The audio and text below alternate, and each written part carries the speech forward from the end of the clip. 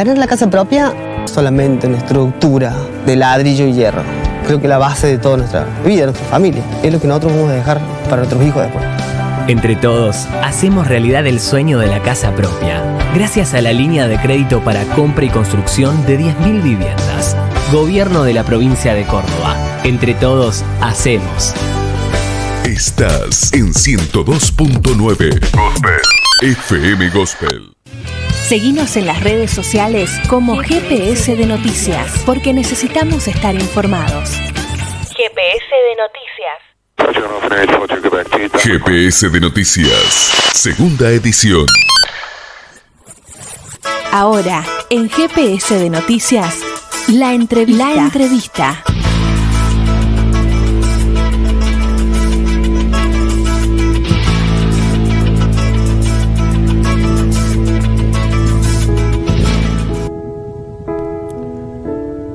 Grados en la ciudad de Río Cuarto a esta hora de la tarde, y el próximo sábado se cumplen 40 años de la Guerra de Malvinas. Ramón Garcés, excombatiente y politólogo, realizó el guión del documental de la vida y de la historia Memorias de Ramón Garcés sobre Malvinas. Nosotros ahora ya estamos en comunicación con él. Buenas tardes, Ramón, ¿cómo estás? Nahuel te saluda.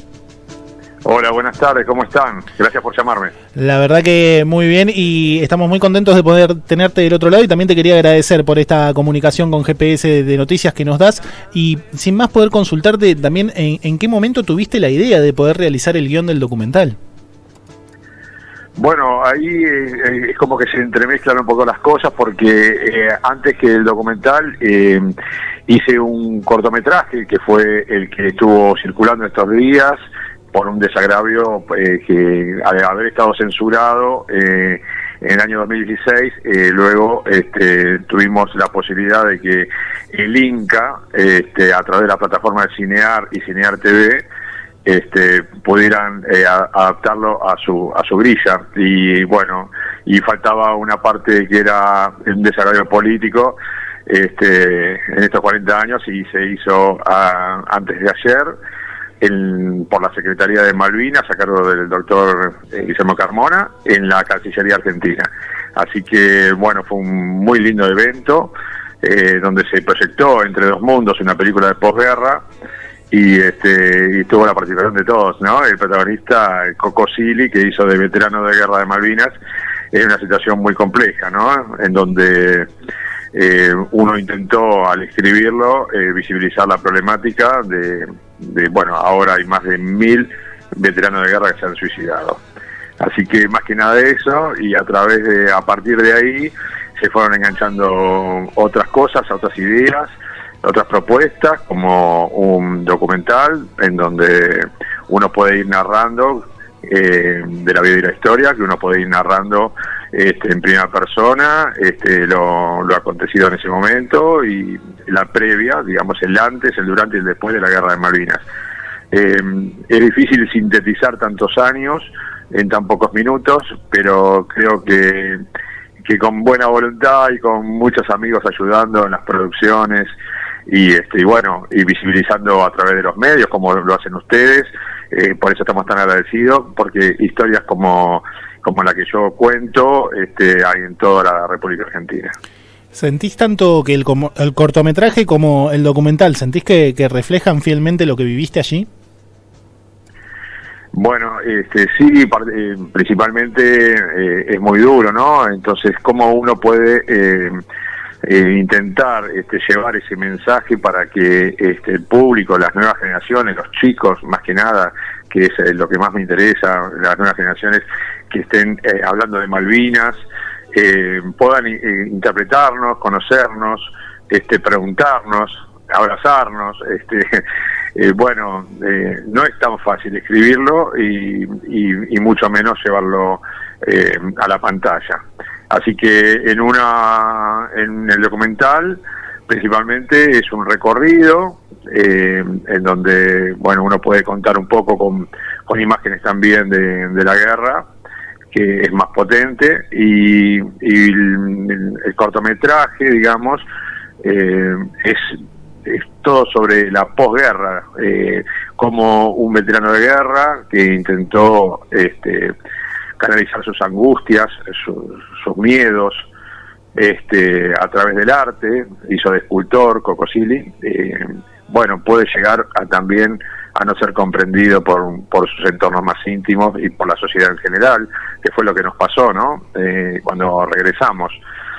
Por suerte, en los últimos años, gracias a nosotros mismos, si vamos al caso de excombatientes que vamos a las escuelas a charlar y a intentar malvinizar, y después con la ayuda de los medios, como el de ustedes, que llevan la palabra para que le llegue a un montón de gente que realmente no sabe lo que hemos padecido, más que vivido, lo que hemos padecido. Y en 40 años, bueno, ya somos grandes, y muchos se fueron quedando en el camino, por una cosa o por otra, ya sea por suicidio, por estrés postraumático, con las enfermedades que se derivan de esa enfermedad tan triste, que todos padecemos los que estuvimos en la guerra, de mayor o menor medida, pero bueno, es una manera de poder, ustedes son el enlace con un montón de gente que ahora nos está escuchando y que va a comprender lo que les estoy diciendo. Seguramente que sí, ha sido muy doloroso, y sobre todo también los años posteriores, como lo marcás con la gente, con las diferentes situaciones que son muy similares en mayor o menor medida. Ahora, metiéndonos un poquito también de lleno en tu historia dentro de Malvinas. ¿Vos llegaste a Malvinas al haber finalizado la colimba? Y yo recién ingresaba a la colimba. El servicio militar obligatorio me tomó a los 18 años, y bueno, en el año 82, justo en plena guerra, el 13 de mayo cumplí 19. Así que era muy jovencito, con 2 días de instrucción prácticamente, entonces era muy difícil poder estar en un campo de batalla prácticamente sin instrucción militar. Pero bueno, a mí me tocó estar en la artillería antiaérea de la Fuerza de Argentina. Estaba como ayudante de un suboficial, que tampoco era artillero, era bastón mayor de la banda de música de la 9ª Brigada Aérea en Comodoro Rivadavia, así que asistíamos 2 soldados, y fuimos aprendiendo a manejar el cañón en el mismo campo de batalla. Después, por unas circunstancias que no se pueden comprender, a partir del 21 de mayo, con un repliegue muy grande por unos bombardeos con fragatas misilísticas que eran realmente impresionantes, que daban mucho terror, mucho miedo. Bueno, el suboficial no regresó al cañón antiaéreo, y lo tomé yo como a cargo. Y a partir de ahí, bueno, los días que quedaron hasta que nos tomaron prisioneros de guerra. Desde ahí fue que derribaste a un Harrier, ¿no? Damos el dato de salvedad que el piloto se eyectó. Ahora, vos decís que tenías 2 días de instrucción cuando llevaste a cabo esa tarea. ¿Por qué te fue designada? ¿Era designaban a quién se podía? No, estuvimos 2 días porque 2 días fueron de instrucción de cañón antiaéreo en un pizarrón. Después, inmediatamente comenzó el conflicto. Nosotros no sabíamos nada. Eso fue a finales de marzo. O sea que yo tuve 2 clases y no conocía el cañón ni por fotos. 2 clases en un pizarrón. Claro. Así que era un poco difícil. Cuando los vimos, antes de que nos envíen a Malvinas, yo llegué un martes 13 de abril. Imagínense qué poquito que había pasado.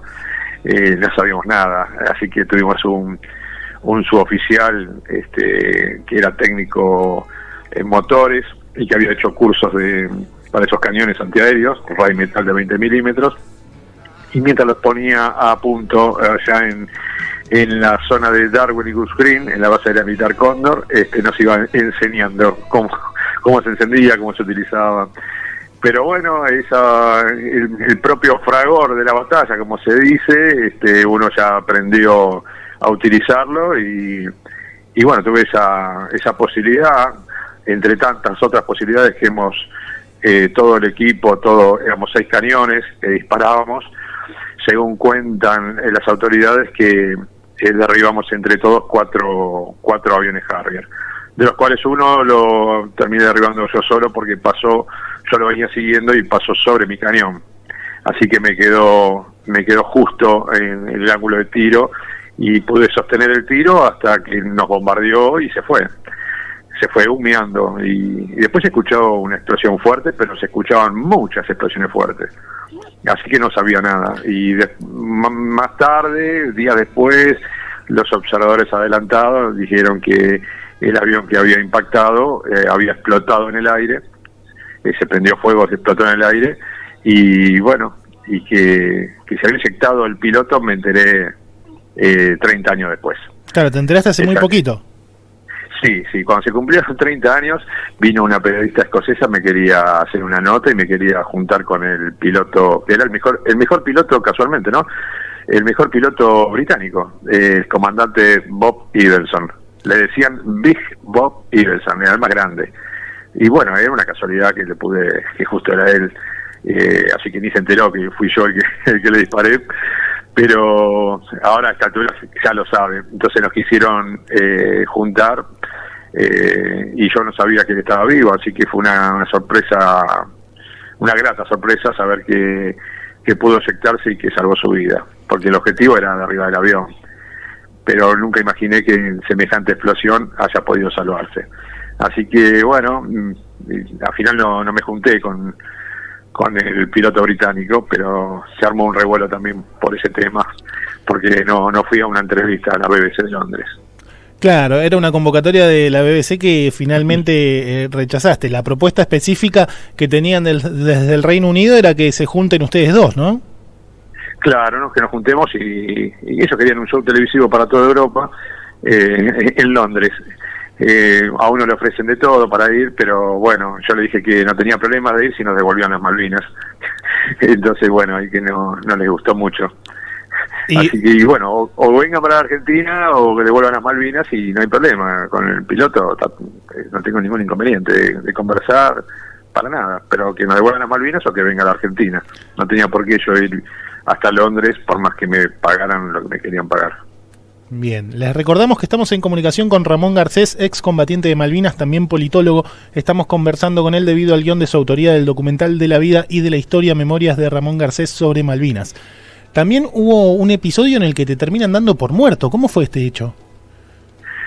Sí, eso ocurrió en el primer ataque aéreo. Yo estaba en la zona de Darwin y Goose Green, muy cerca donde ahora se encuentra nuestro cementerio, en las Islas Malvinas, y en ese primer ataque, entraron de sorpresa. En un momento que se estaban ajustando los cañones, los radares, y no hubo tiempo de nada, porque entraron, pero a una velocidad, a atacar la pista, a romper la pista de Sestoy, que era la pista aérea, y se encontraron con que en la cabecera de la pista había 12 aviones Pucará, que estaban tratando de evacuarlos porque ya habían atacado Puerto Argentino unas horas antes.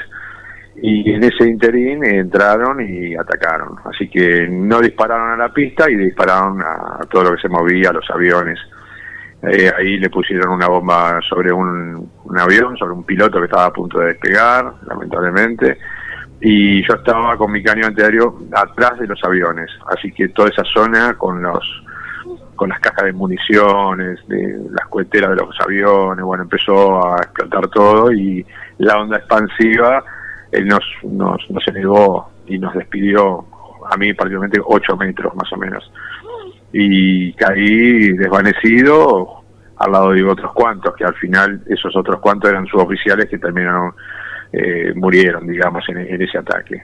Y ahí sí hicieron rápidamente una lista de los muertos, de los caídos en combate, y me incorporaron en esa lista. Y bueno, y después me empecé a despabilar, y cuando me levanté otra vez, empecé a ayudar a mis compañeros que estaban heridos, todo ese lío que es después de un ataque de tanto grito, dolor, olor a quemado, es muy terrible ese momento. Así que bueno, ahí fui donde quedé en esa lista de los caídos en combate, y la lista la enviaban de Darwin y Goose Green a Puerto Argentino, y de Puerto Argentino a Comodoro Rivadavia, que casualmente era el lugar donde me habían destinado para hacer el servicio militar obligatorio. Y mis compañeros recibieron ese listado. Imagínense que cuando vieron mi nombre ahí no lo podían creer. Así que no le avisaron a mi familia, porque no lo podían hacer. Mi mamá les escribía carta a varios compañeros míos, dice, ¿cómo le vamos a decir esto? Así que fue muy difícil ese momento. Y yo no estaba enterado tampoco. Claro. Unos días después llegaron unos oficiales con unos misiles, y me vio, eran compañeros de ahí de Comodoro Rivadavia, de la 9ª Brigada Aérea, y cuando me vio me preguntó qué hacía ahí, sorprendido, Claro. una cara de mucha sorpresa, ¿qué hacía ahí? Le digo, no, y me mandaron acá. Me dice, ¿qué haces acá? Vivo, me dijo. Y yo me reía, me está cargando. Dice, no te rías porque voy a algún cordobés ahí con la tonada, me causaba gracia la tonada, me decía, pero no te rías, me decía, y yo me divertía, pero ¿qué pasa? Digo, ¿qué pasa? Le decía, ¿viste? Y entonces dice, no, estás en la lista de los muertos, me dijo. ¿Cuándo me dijo eso? ¿Cómo estoy en la lista de los muertos? Bueno, y ahí empezó todo ese lío, que duró varios años, porque después cuando en el año 92 nos daban esa mísera pensión que nos empezaron a dar, fui a hacer el trámite para que me la dieran la pensión, para obtenerla, y la señora me decía, usted no puede hacer el trámite porque está fallecido, me decía. Y 10 años después fue eso. Y yo le mostraba a la señora el documento, pero señora, soy yo. No, usted no puede, usted está fallecido. Y digo, ¿me puede imprimir? Y me imprimió la hoja y me la dio. Y figuraba fallecido.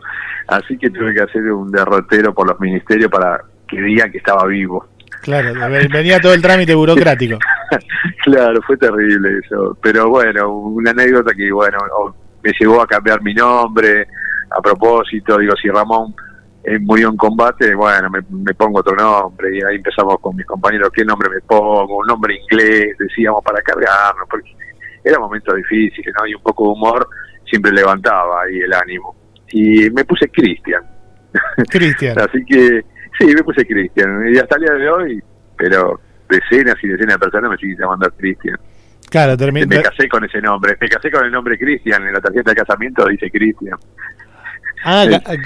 Caramba, de hecho, también tenemos un dato de que tu historia tiene de todo, porque a tu esposa la terminás conociendo primero en base a las cartas desde el terreno hostil. ¿Cómo sucedió esto? Sí, es verdad eso. Y en ese momento ustedes saben bien cómo enviaban todos cartas, familiares, amigos y desde las escuelas, ¿no? Todos los primarias y secundarias siempre mandaban cartas a los soldados de las Malvinas dándonos aliento. Y bueno, uno responde,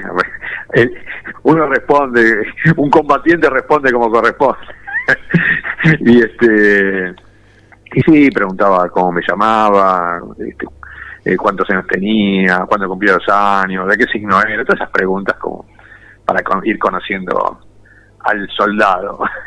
Y bueno, cuando puse el nombre puse Cristian, Cristian Garcés, así que a partir de ahí empezó una comunicación de cartas, muy pocas, creo que fueron 2 cartas, porque ya después nos tomaron prisioneros y tuve 15 días de prisioneros, pero da la casualidad que el día que terminó la guerra, el 14 de junio, nosotros de Montevideo, nos habían llevado a Montevideo de Malvinas, y de Montevideo nos trajeron a Buenos Aires el día 13 de junio.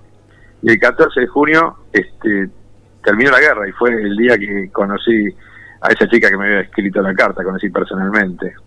Así que con esa chica, Roxana se llama, bueno, llevamos más de 35 años de casados ahora, así que es una historia de vida que tenemos, otra historia de vida más. Una historia, bueno, que termina siendo una linda historia, ¿no? Porque tienen casi 35 años de casados, 40 años de que se conocen casi. Claro, nos conocimos el 14 de junio, y empezamos ahí despacito a conectarnos, y nos casamos en noviembre del 86, así que ahí tenemos el dato de cuántos años de casado tenemos. Pero bueno, todos fue muy lindo, porque a nuestro casamiento fueron alumnas del deporte, de la escuela, y todos Cristian, el cura diciendo Cristian, Cristian Ramón dijo el cura, Cristian Ramón fue. Sí, dijo así porque nos preguntó cómo nos conocimos, y cuando le dijimos se sorprendió. Y entonces él después nos sorprendió a todos, dijo Cristian Ramón, y entonces fue muy bueno, eso me gustó.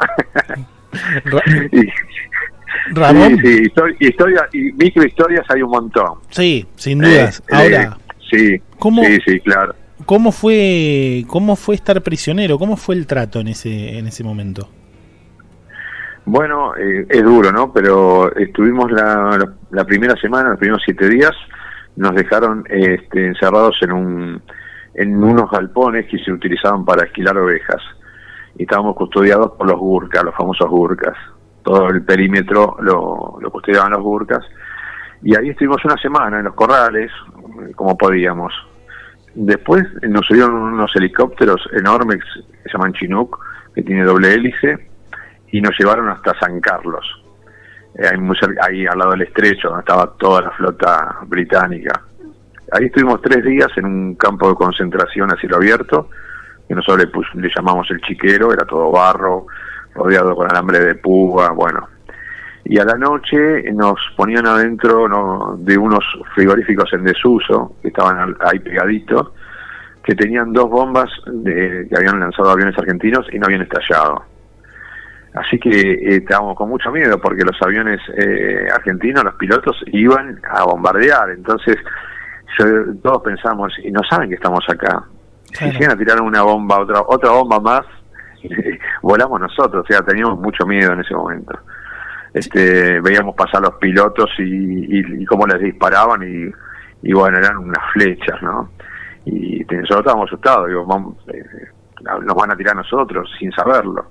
Pero bueno, por suerte eso no ocurrió. Estuvimos 3 días ahí y posteriormente nos subieron a un barco que se llama Norland Hall y estuvimos 5 días navegando hasta que nos dejaron en Montevideo. Ahí nos encerraron en camarotes, ¿no? Y nos hacían caminar en el barco y nos daban unas galletas con vitamina. Ahí un poquito estuvimos mejor y después estuvimos un poco digamos, mejor controlados porque subió al barco una delegación de la Cruz Roja Internacional. Y nosotros nos dimos cuenta porque ahí nos empezaron a dar comida, hasta un pedacito de carne nos dieron, y nos dieron helado. Claro. Entonces, digo, ¿qué pasará, no? Que ahora nos atienden mejor que nunca. Antes nos ponían un cigarrillo en la oreja y después nos ponían 2 cigarrillos en la oreja. O sea, algo había pasado, y era que había que subió al barco la Cruz Roja Internacional. Así que me preguntaron, que justo a mí, de casualidad que pasé, me preguntaron cómo estaba, cómo me trataban. Bueno, estuvo muy bien ese tema y bueno, ahí estuvimos esos 5 días y hasta que bajamos en Montevideo y pasamos a un barco nuestro de Armada, el piloto Alsina, que nos trajo para Buenos Aires. Pero fueron 15 días de prisión de guerra. Imagínense que el peso que habíamos perdido, ¿no? Estábamos mal físicamente. Y la guerra todavía no había terminado. Entonces siempre teníamos el temor que haya un bombardeo y sin saber que estábamos en este caso en el barco, ¿no? Claro, sin dudas. Ahora, Ramón, ¿qué valorás hoy habiendo estado en la guerra precisamente? Bueno, hay que pensar que eso nos hizo crecer de golpes, ¿no? Y ahí uno toma conciencia de tantas cosas que cotidianamente no se da cuenta. Yo recuerdo que decía, tomar un mate para nosotros era tan común y en ese momento era valorar el mate. Claro. Las pequeñas cosas, imagina las pequeñas cosas. Es eso que uno no se da cuenta, pero después de pasar por una guerra, por ver muertos, enterrar compañeros y tanto dolor, esas pequeñas cosas uno la empieza a valorar de una manera enorme. ¿Volverías a Malvinas? Sí, me gustaría volver, obviamente, a pasear, ¿no? No a combatir. No, sí, por supuesto. Yo estoy a favor de la paz, que se pueda negociar, que nos devuelvan, pero a través de la diplomacia. Pero sí, me gustaría ir en enero. En enero me gustaría ir en manga corta, a disfrutar un poco, a tomar una cerveza. Es muy lindo, Malvinas, es todas unas praderas verdes hermosas, con las ovejas, el mar azul, es muy lindo. Así que si tengo la posibilidad de volver, creo que iría para enero, febrero, cuando hace calor, y poder disfrutarlo, ¿no? Porque ahí no disfruté nada. No, recuerdo así, bueno, hasta que llovía, nevaba, era toda una tristeza, pero lo imagino con sol, con flores, lo imagino hermoso, como la Patagonia nuestra, es parte de la Patagonia. Claro. Es muy lindo, así que quiero ir, ojalá que tengan esa posibilidad de ir. Ramón, te quiero agradecer por esta comunicación, y la última que te hago es con respecto precisamente al documental y al cortometraje que tenés. ¿Creés que se puede realizar y te gustaría, en definitiva, que se haga con un largometraje de ficción sobre tu vida en Malvinas? Sí, sería lindo, ¿no? Sería lindo, es difícil, pero sería lindo. Sé que hubo muchos proyectos, porque bueno, tengo una historia particular y muchas historias dentro de esta historia, de salvar vida de compañeros, de que uno de los compañeros que le salvé la vida, cuando nació el hijo le puso el nombre Cristian por mí, y soy el padrino. Bueno, hay historias un montón de ese tipo, ¿no? Que digamos que yo no pude narrar todavía, salvo en el libro que escribí, que se llama Malvinas, la batalla de Darwin y Goose Green, que se vendió mucho en Córdoba. Me puso muy contento porque, bueno, ahí hay mucha, está la base, hay muchos compañeros, amigos míos de Córdoba que me decían que estaban muy contentos, así que yo creo que a través de eso es difícil después el tema de filmación, porque son cosas muy caras, pero uno no pierde la esperanza, no pierde.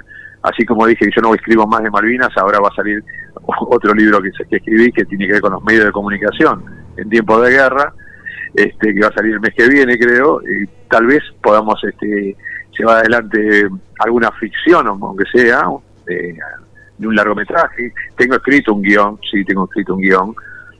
pero bueno, es difícil en este momento, es todo muy caro. Escribí también una obra de teatro que espero poder darla, que se llama Fantasmal, espero poder que recorra el país este año, pero bueno, es muy difícil, todo es caro para nosotros. Claro. Y más que un veterano de guerra no cobra mucho dinero, ¿no? Por sus pensiones, a pesar de que gracias a la gestión y al gobierno de Néstor Kirchner nos reconocieron 3 pensiones mínimas a todos, y bueno, eso nos cambió la vida, aunque parezca mentira, ¿no? Uno dice tan poco, pero a nosotros nos cambió la vida. Hay que pensar que yo cuando volví de Malvinas vendía alfajores, claro, en la calle, en Liniers, con mi novio en ese momento, me acompañaba a vender alfajores con 2 caballetes ahí al lado de la estación de Liniers. Y bueno, es duro que uno haya estado pasado lo que pasó, una guerra, nos escondieron abajo de la alfombra, éramos unos perdedores, no nos daba trabajo a nadie, y terminar vendiendo alfajores en la calle era muy triste. Por suerte, el primer trabajo oficial, digamos, me lo dio en inglés, increíble. Pero fue un inglés que me dio un trabajo en una oficina. Igual seguía vendiendo por la calle porque no alcanzaba, pero nadie me quería dar un trabajo y me lo dio en inglés. Así que esas cosas quedan en la memoria, quedan mucho dolor, ¿no? Sí, qué ironía. Mucho dolor, claro. Yo por eso a veces veo veteranos de guerra muy enojados por la desolación, por la desmalvinización, por tanto maltrato de tantos gobiernos que pasaron desde la dictadura genocida hasta ahora, y entonces yo a veces me pongo en esa piel también, ¿no? Digo, es que difícil que es todo, cada uno lo lleva como puede. Esa es la realidad, lo vamos llevando como podemos, y bueno, uno se aferra a lo que tiene más cerca, ¿no? El caso mío, mi señora, el resto es, no, todos saben, nadie pregunta, se enteran de mis vivencias a través de ustedes. Esa es la realidad, ¿eh? Mis hermanos, amigos, se enteran o porque leyeron el libro después de casi 40 años, o porque escuchan los medios, o me ven en la tele contando alguna historia, o en la radio, como en este caso, y si no sabían nada, no me preguntan, no. Entonces, bueno, por lo menos voy a las escuelas, hablo con los chicos, voy vestido de civil porque soy civil, no llevo ningún armamento de nada para mostrar, simplemente llevo mi palabra, mi agradecimiento, y trato de que las nuevas generaciones que tomen la causa Malvinas como propias, y no solamente sea la guerra, sino toda la causa Malvinas.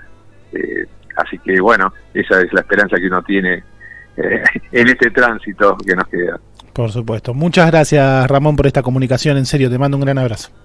Bueno, espero que se hayan comprendido lo que quise decir, así que yo, el agradecido eternamente soy yo con ustedes, pues yo siempre estoy atento a este tipo de llamados, porque realmente la radio siempre estuvieron en deferencia conmigo, así que le mando un abrazo malvinero a todos ustedes y a toda su audiencia. Abrazo. Ni siquiera sé marchar. Ahí estaba Ramón Garcés, excombatiente de Malvinas, politólogo. Estuvimos dialogando con él a 2 días del 40 aniversario de la Guerra de Malvinas. Estuvimos conversando con él un poquito del guión de su autoría, del documental de la vida y de la historia, Memorias de Ramón Garcés sobre Malvinas, y también muchísimos otros datos de su vivencia allí en las islas en un clima tan hostil. Ya no hay jueces ni jurados, solo hay una guerra más.